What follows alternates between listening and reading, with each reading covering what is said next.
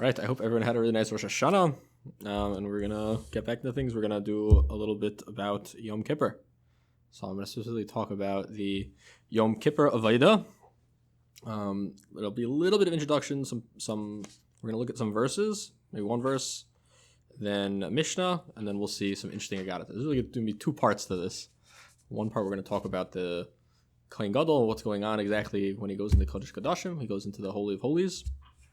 And the other part, we're going to talk a little bit about a famous debate between the sages and the tzaddikim, that's the Sadducees. They were a break-off sect. So we're going to talk a little bit about both things, and hopefully we'll also come out with some practical lessons for Yom Kippur. Okay, so everyone can look at source 1. So it's a verse from Vayikra, Leviticus. So it says, Vaydaber Hashem el Moshe, Acharemos Shnei B'nei Aaron. After the death of the two sons of Aaron, it's talking about Nadav and Avihu. Bikarvasam Lifnei Hashem V'yamusu. When they approached in front of Hashem and they died. Vayomer Hashem el Moshe, and Hashem said to Moshe, Daber el Aaron achicha, speak to Aaron your brother, Ve'al yavo b'chol es el hakodesh. Don't come at all times to the Holy of Holies. Mibeis la pareches el panei ha-pareches. From outside the sort of like missing the word, the curtain pareches el panei pareches, the inside. Asher al Aaron v'lo yamus. That's on the Aaron, and you shouldn't die. Ki ba'onan eira'e al ha-pareches, because I will appear in a cloud on the pareches. Translating it very literally right now. Bezos yavo Aaron. With this, Aaron should come el kodesh. Aaron shall come with par, with a cow, ben bakar, lechatas v'ayel la'oila. So that's for a chatas offering, a sin offering, and an ayel for a burnt offering, a ram for a burnt offering. So that's the pasuk. So again, the context is that Aaron, his sons, had just passed away from bringing what's called a strange fire into the Mishkan, and Hashem tells Aaron, tells Moshe, Daber el Aaron, speak to Aaron and say, don't come at all times to the Kodesh. So we see what sort of precipitates the revelation of this command, not to come at all times into the Kodesh, is the death of Aaron's sons. So we see something about the Kodesh HaKodashim, the Holy of Holies, that there's maybe a danger, a certain amount of risk associated with going into this place. So my question, maybe ponder, discuss. Usually we associate holiness, Kedusha, with goodness. Not fear, not like maybe a certain sense of awe, but certainly not danger. So my question is, how do we see this association between, why is there such an association between the Kodesh HaKodashim and danger, risk? Maybe someone has a thought about it? I think there's a certain amount of preparation that you would need to do before you present yourself in front of the Holy of Holies. And if you're not prepared, then you're going to encounter some energy that you might not be able to absorb. I think that's exactly along the right lines. Okay, you want to add something? So that's what happens. Is that so? Basically, Hashem told Moshe and Aaron that there's only one day a year that you're allowed to enter in the Kodesh Kodashim, and that's Yom Kippur. Maybe we'll come back to this pasuk in a little bit. So now let's just see the next source, which is the Mishnah, and we're just sort of building up to the little piece of Agadah that I wanted to show us. So the Mishnah is really the beginning of Yuma, the Masechta that deals with Yom Kippur, the services, the fast, all the different halachas involved in Yom Kippur. So it says, Shiva Yomim Koydem Yom Kippurim, Mefarshin Kohen Gadol Mebeso, Lelishkas Palhedrin. So 7 days prior to Yom Kippur, the sages sort of isolate the Kohen Gadol in a special room in order to prepare him for his service in the Kodesh Gadol. Umaskinin lo kohen acher tachtav. Not only that, we actually make a sort of a replacement Kohen, a vice Kohen, if you will, that'll be the replacement if, God forbid something would happen to the Kohen. Shema ya'ara bo psul, because perhaps there'll happen a psul in him. There are a lot of things that could happen. He could become ritually impure. He could he could pass away too. So different things that could happen that could cause a disqualification in this Kohen Gadol. Rabbi Yehuda Omer, af isha acheres maskin lo. So another thing they do is that there's actually halacha that the Kohen Gadol has to be married. So one of the things that they would do is they would actually set him up with a backup wife. Shema tamos ishto, because perhaps his wife will die. Shneamar v'chiper ba'adoi ve'abeso. There's a pasuk. It says he will atone for himself and atone for his house. Beso zu ishto. When it says a house, a woman is the foundation of the home. She's really the boss of the home too. So a wife is the head of the home. So she's known as Beso. Amrulo imkain ein lover sof. So they said to him back, they said, no, Rabbi Yehuda, we don't go so far in this. But we're seeing at least that there's this tremendous preparation that the Kohen Gadol has to go through. A week before he's sort of set aside into this room. He's ever been invoked? Which that we did this?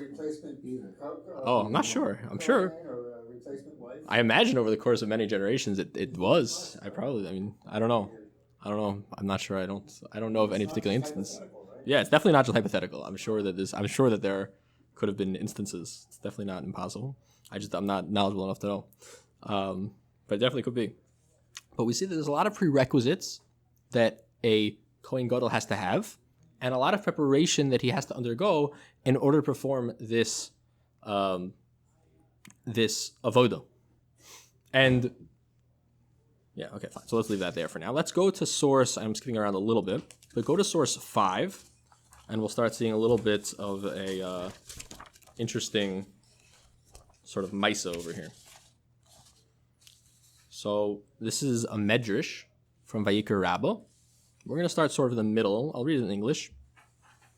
You see in the middle, it starts, in the year Shimon HaTzadik passed away. So the medrash quotes a verse. It says, and no man shall be in the tent of meeting. That's the verse. So it says, in the year Shimon HaTzadik died, he was a Kohen Gadol, he said to them, this year he will die. They said to him, how do you know?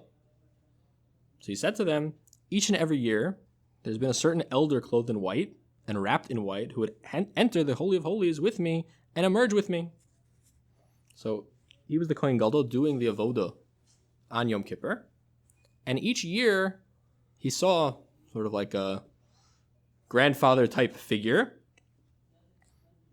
entering in with him. So this year he entered with me, but he did not emerge with me. So says Shimon HaTzadik, he said, this year this elder, he went inside the Holy of Holies with me. And normally when he went in with me, he also came out with me. But this year he didn't. Okay? So again, we're coming from a pasuk that says, no man shall be in the tent of meeting. Yeah? Rabbi Avahu said, who says that it was a person? Was it not the Holy One, blessed be he, in his glory, who would enter with him and emerge with him? So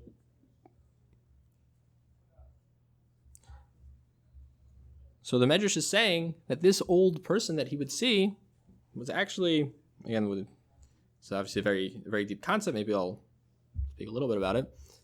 He saw with him entering into the Kodesh HaKodashim with him this older sort of zaken, this wizened type of person entering the Holy of Holies with him. And when he saw he didn't come out, he realized, okay, now it's going to be my time. Very, very interesting imagery.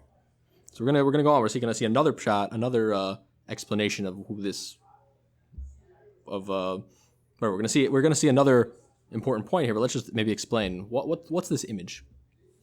So a lot of times there's different imagery associated with Hashem. It says certain places in Tanakh and Chazal will sort of portray Hashem as a warrior going to war. We say sometimes that Hashem is, in this context, like a grandfather. So I just wanted to talk. What's that image of a grandfather?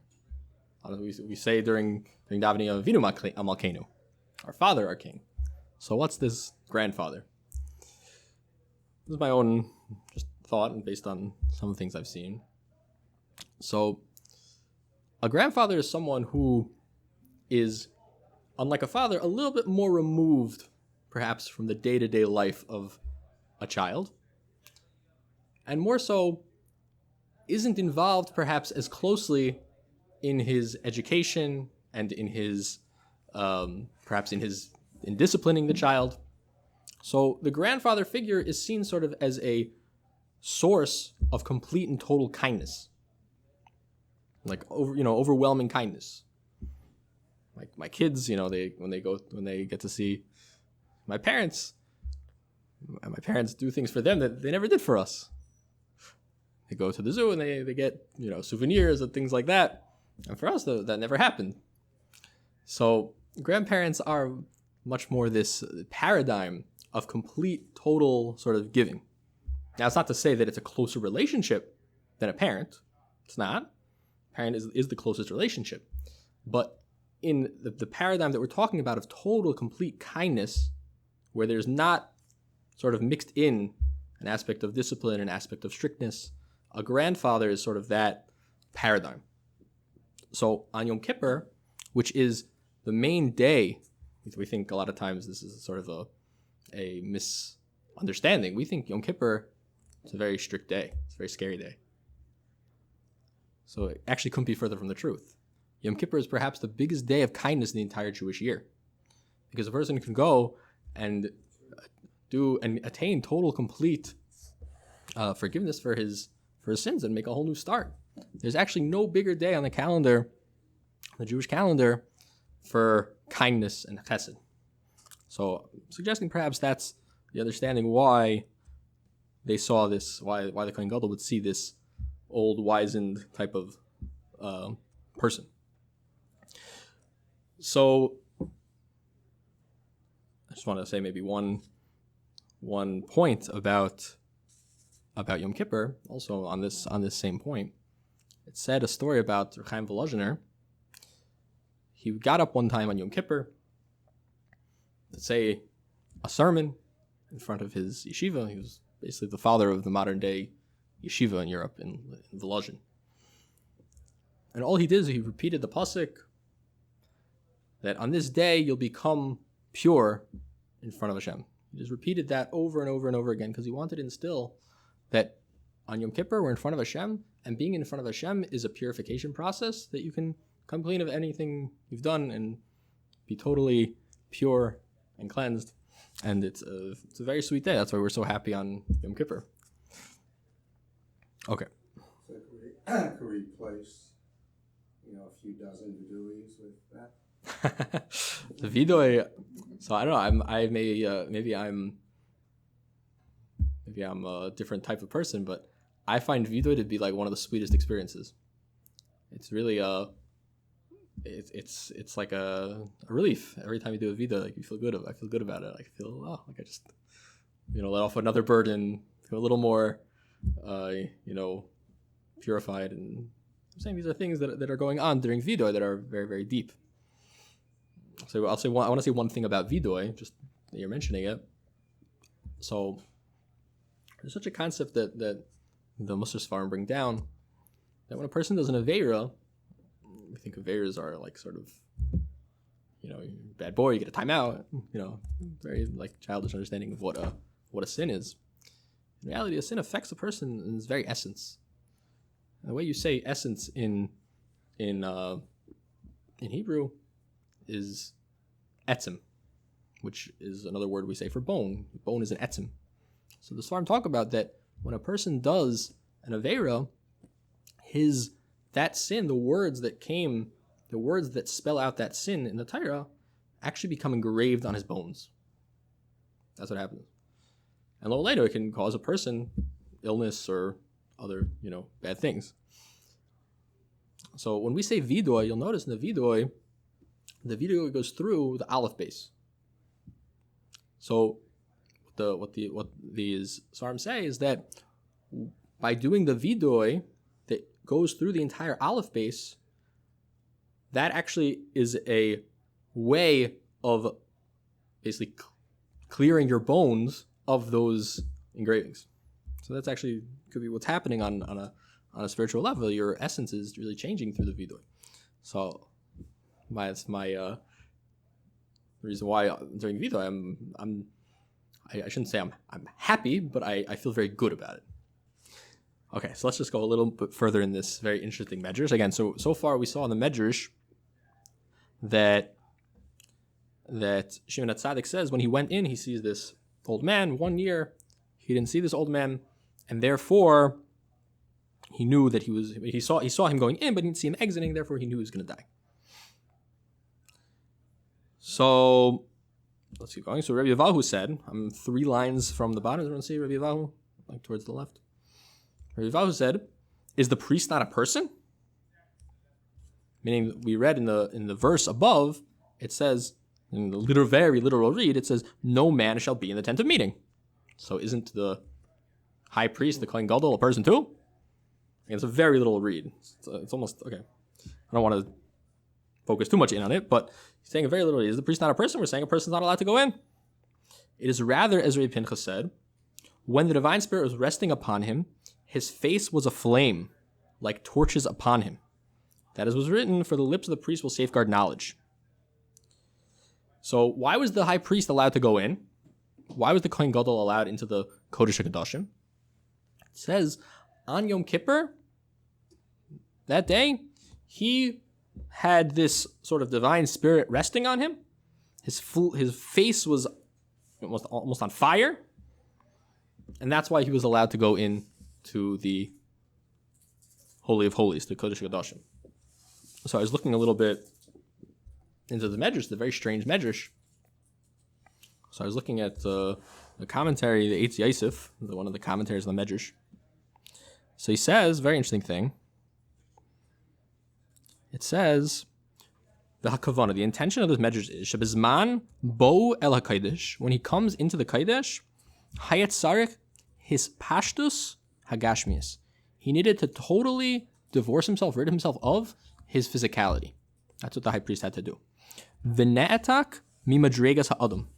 And he had to leave. He had to go away from the level of being a mere mortal man. Umalach Hashem tzvakosu.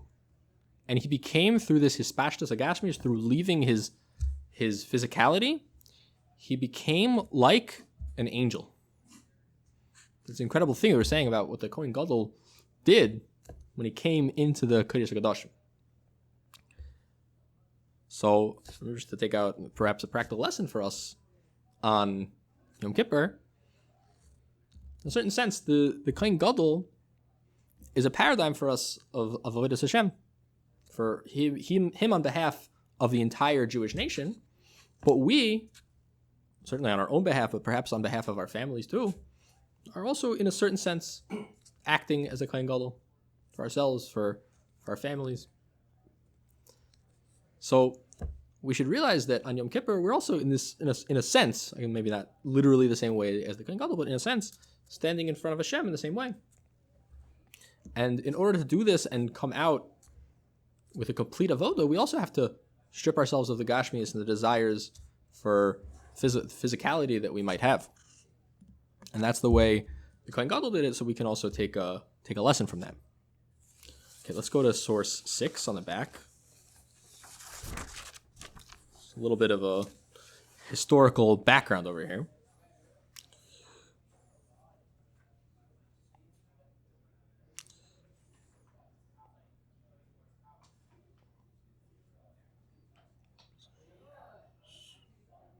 Yeah. So it says, with this, it says, Bezos, Aaron shall come. So Bezos adds up to 410. right? So the Medrash sort of analyzes bezot, with this. So I'm going to read in the English. Another matter. With this, bezos, Aaron shall come. Rabbi Barachia says in the name of Rabbi Levi, with this, bezos, the verse informs him that he will live 410 years. He's talking about Aaron. Did it enter your mind that Aaron lived for 410 years? Like, really, is that true? We know he didn't. It says in the Torah clearly that he passed away while the Jewish people were in, what is that? The Gematria, yeah. Bezos, yeah. Rather, the first temple, because they served there in the first temple with integrity, 18 high priests served in it. He, his son, his grandson, right, in a successive line. That's called 410 years. So we look at it, the Medrash says, we look at it as though Aaron HaKohen lived for 410 years. However, in the second temple, because they would acquire the priesthood with money, and some say that they would even kill each other with sorcery, there 80 priests served. Some say 81, some say 82, some say 84. Among them, Shimon HaTzadik served for 40 years. When they reverted to acquiring the high priesthood with money, their lives were truncated. So the Kohanim Gadolim, during the first temple, they acted in line with Aaron HaKohen. They served properly. They were truly fit for the office of high priest. But then, during the times of the second temple, the society was so, there was Yeridus Aderis, and such that they ended up acquiring the office of high priest. It was more of a political, more politicized, and people would sort of, just based on social standing and money and things like that. And that's how they would acquire the high priesthood.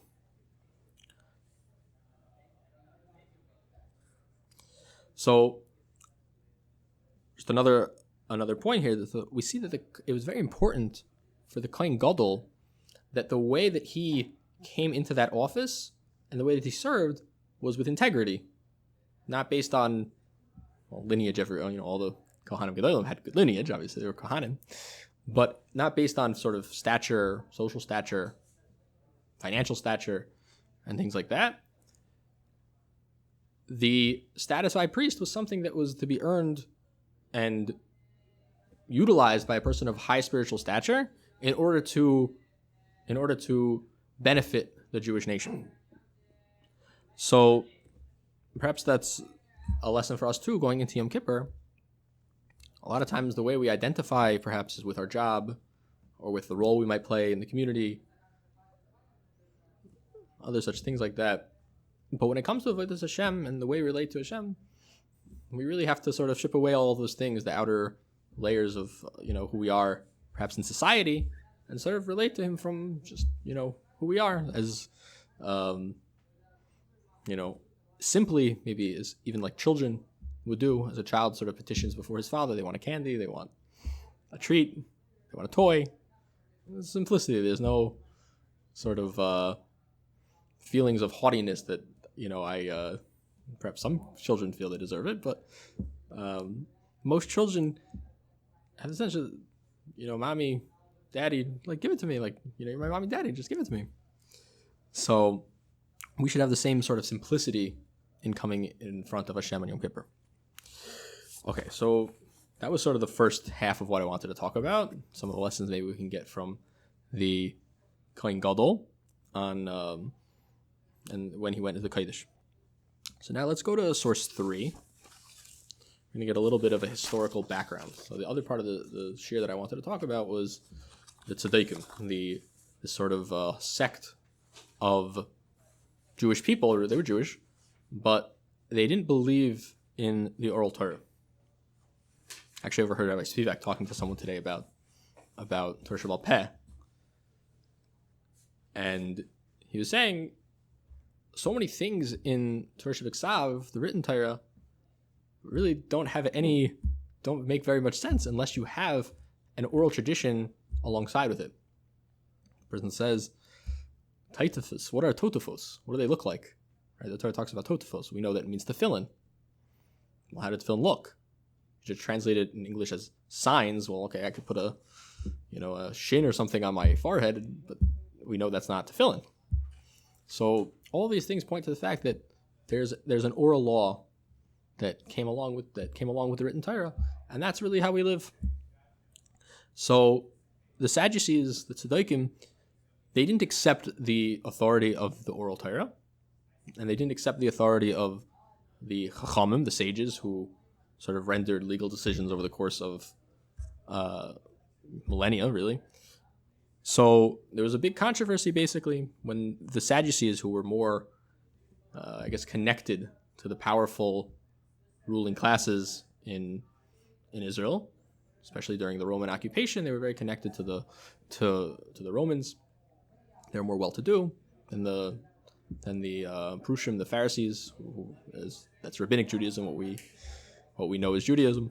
So let's see. The Rambam, Maimonides, in his Code of Jewish Law, he talks about sort of the historical development and how this affected the avoda on Yom Kippur. So it says in source 3, in the era of the Second Temple, heresy erupted in Israel, and the Sadducees emerged. May they speedily perish. I think in the Rambam's days, in Maimonides' time, I think there was still such a sect of Sadducees. I don't think we really have this concept anymore. It's similar to the Karaites, the Karaim, Karaites who only believed in the written Torah. So they did not believe in the oral Torah, and who maintained that the incense offering on Yom Kippur would be placed on fire in the sanctuary outside the Paraychas, and when its smoke rose up, they would bring it into the Holy of Holies. So the Sadducees they believed, based on a very, very literal reading of the verses, that you should burn the incense outside the Holy of Holies and then bring it inside. So their rationale was that they interpreted the Torah's phrase in Leviticus 16:2, "For in a cloud I will appear on the Kapparis," as referring to the cloud of the incense offering. So they did it outside, they burnt it outside and brought it inside after. In contrast, according to the oral tradition, right, which is halacha, our sages learned that the high priest should place the incense on the coals only in the Holy of Holies, to only burn the incense once they got inside the Holy of Holies, before the Aron. As it stated, he shall place the incense on the fire before God. Okay, so that's this sort of argument between the Sadducees and the sages. And this sort of actually created a different halachic reality, as we'll now see. Since in the Second Temple era, the sages suspected that high priests would tend towards such heresy, they would have him take an oath on the day preceding Yom Kippur. They would actually make the high priest take an oath. They would tell him, "My sir, the high priest, we are agents of the court, and you are an agent of the court. We administer an oath to you in the name of he who causes his name to dwell in this house, that you not deviate at all from what we told you. That you have to do the service exactly how the sages outline its procedure." The high priest would turn away and cry because they suspected of heresy, and they would turn away and cry because they placed suspicion on a person whose conduct was unknown. Maybe he had no such thoughts in his heart. Right? It's a very serious thing for a person to suspect another of doing averas, one who's choshev kasher, one who suspects good, upstanding people. There's a lot of negative things associated with such a person. So we see because of this that the Sadducees were doing, they actually had to undergo really a halacha, create a new halacha, essentially, that they were required to take this oath, the high priests. So I just wanted to analyze perhaps this argument. Where were the Sadducees coming from? Obviously, on a simple level. This oath is halacha, or this oath is It's brought down in halacha. The Rambam brings it and says that this is how the Beis Din would what they would do, what the Sanhedrin would do for the Kohen. Yeah. This is really a requirement, essentially. Okay. So I wanted to maybe just speak out. I saw a beautiful idea from Shimshon Raphael Hirsch. It's really appropriate. Someone like him should say this type of word. He really was one of the main forces combating Haskalah in Germany during sort of the latter half of the 19th century, when a lot of people were denying the legitimacy of the Torah, the divine origin of the Torah, the authority of the rabbis there. So he was really one of the main defenders of Orthodox Judaism in Germany. So he said a beautiful thing. He said that, what were the Sadducees? Where was this coming from? Meaning in halacha, a lot of times there's the particular opinion, and on a deeper level, that opinion comes from somewhere much more internal to a person than sort of the mere logic that they had to get them to that opinion.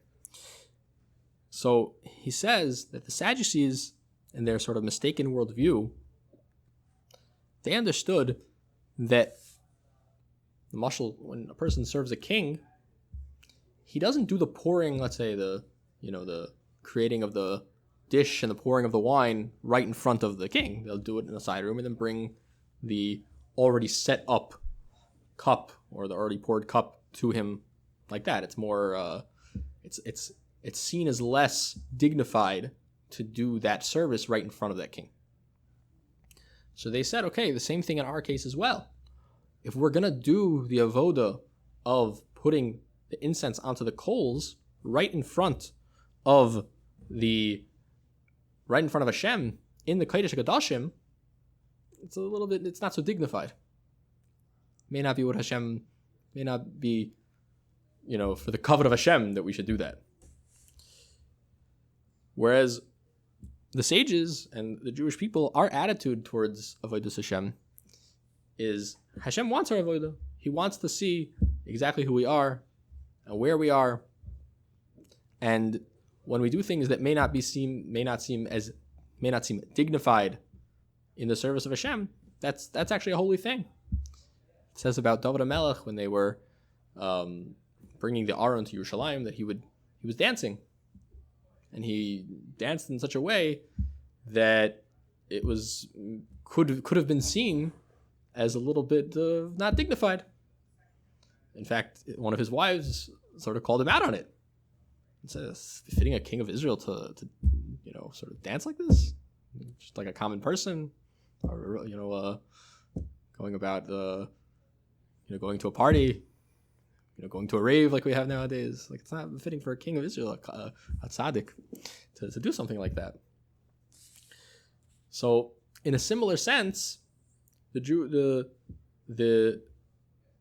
Sadducees, and Havdil, they felt that it wasn't appropriate to do the avoda directly in front of Hashem. It should be sort of like a separation. But the proper hashkafa, as we see, is that we should do what we can in the avodas Hashem with all of our perhaps flaws, with all the things that we're maybe not perfect in, but be in front of Hashem with those things. And tell Hashem we want to improve, we want to do better, we don't want to act undignified. But this is who we are right now. So that's the idea, in my own words, perhaps how Rishon Shmuel Hirsch explains the differing worldviews between the Sadducees and the sages. Okay, we're going to see one last source, in source 4 over here. So it says, interesting piece of Agadata from Gemara in Yuma. So it says, the father of a Sadducee met him and said to him, basically, see, it got cut off a little bit, but basically once upon a time, basically, there was a Sadducee who became the Kohen Gadol, and he actually succeeded in doing the avoda in the Kodesh HaKodashim the way of the Sadducees. He was able to actually do it. He lit it outside and then brought it inside. It got cut off a little bit, but I'm just going to start sort of after it says that he succeeded in it. The father of that Sadducee said to him, "My son, although we're Sadducees and you perform the service in accordance with our opinion, we fear the Pharisees, we fear the Prushim, the rabbinic Jews, and do not actually implement that procedure in practice. We don't actually do it in practice." The son said to his father, "All my days I've been troubled over this verse, for I will appear in the cloud above the ark cover." The Sadducees interpreted this verse to mean that God will appear in the ark cover. Above the ark cover, sorry. I will enter the Holy Holies only after the incense cloud is already there. Flipping the page. I said, when will the opportunity become available to me, and I will fulfill it according to the Sadducee interpretation? I've been waiting my whole life to become the Kohen Gadol and to be able to actually practice the Ketairos offering the way the Sadducees interpret it. Now that the opportunity has become available to me, will I not fulfill it? The sages says, so now the sages are recounting the aftermath of the story. Not even a few days passed until he died and was laid out in the garbage dump, and the worms were coming out of his nose in punishment for his actions. And some say, so that's one story, some say that he was struck as soon as he emerged from the Holy of Holies. In other words, he did it wrong. He did it wrong, and therefore it was pretty obvious. So that's the other version of the story. As Rabbi Chia taught, a type of sound was heard in the temple courtyard, and an angel came and struck him in the face. And his fellow priests came in to remove him from there, and they found the likeness of a footprint of a calf between his shoulders. That is the mark left by an angel striking, as it is stated with regard to angels, and their feet were straight feet. So this is the Maisa that happened to one of these Sadducees who became the Kohen Gadol in order to do the avoda in an improper way, and we see what came of him. So the message for us certainly is that all we have is the interpretation of our sages, the rabbis. A lot of people want to grow in avodas Hashem and reach higher heights, perhaps in understanding Hashem and His ways, perhaps in tefillah or in Torah learning, and the only path we have to doing that in a safe, healthy way is with the boundaries and the mitzvahs that our Torah has, and that the sages tell us exactly how to do things. If a person thinks, I'm going to sort of create my own way in avodas Hashem, not based on the tradition of the sages, I'm sort of going to make up my own spiritual practice, as a lot of people nowadays are doing, they're really flirting with fire. Because everything that Chazal have taught us are spiritual pathways that can help us become closer to Hashem in a healthy, balanced way, where we don't end up doing things that are dangerous for ourselves. As we see what happened to the Sadducees, and also lahavdil, what happened to Nadav and Avihu when they offered a strange fire in the Kodesh HaKadoshim. So the common thread that I'm trying to sort of weave between the two parts of this shir, again, the first part we're talking about the preparation of the Kohen Gadol and what an intense experience it was going into the Kodesh HaKadoshim. We said Shimon HaTzadik saw sort of an image of what was interpreted as actually being divine revelation. Obviously, these are things that we can't understand just on a simple level. They are very deep things. And seeing how there's really a revelation of the Shekhinah in the Kodesh HaKadoshim, in the Holy of Holies. So with great power, great spiritual power, comes great responsibility to do things as ordained by Chazal, by the sages. And a person who sort of thinks that they can go around the sages or come up with spiritual practices that don't align with the sages is very much flirting with destruction, as we're seeing from what happened to this Sadducee who decided he was going to do the hakrava of the Ketairos in his way, in the way of the Sadducees. The other thing we spoke about is the diverging worldview between the Sadducees and the sages. The Sadducees felt that if the avodah wasn't done in a dignified way, then it wouldn't be legitimate. Whereas the sages say is that no, you with all your flaws, with all exactly who you are, coming in front of Hashem, even if that means doing avodah in a way that might not look nearly as dignified, but as long as it's being done in the way that Chazal say, and with simplicity and honesty and integrity, that's the main thing. So I want to just end off. We should all have a good Yom Kippur and realize the tremendous power of the day, the tremendous kindness included in the day, and come out much better people than we started.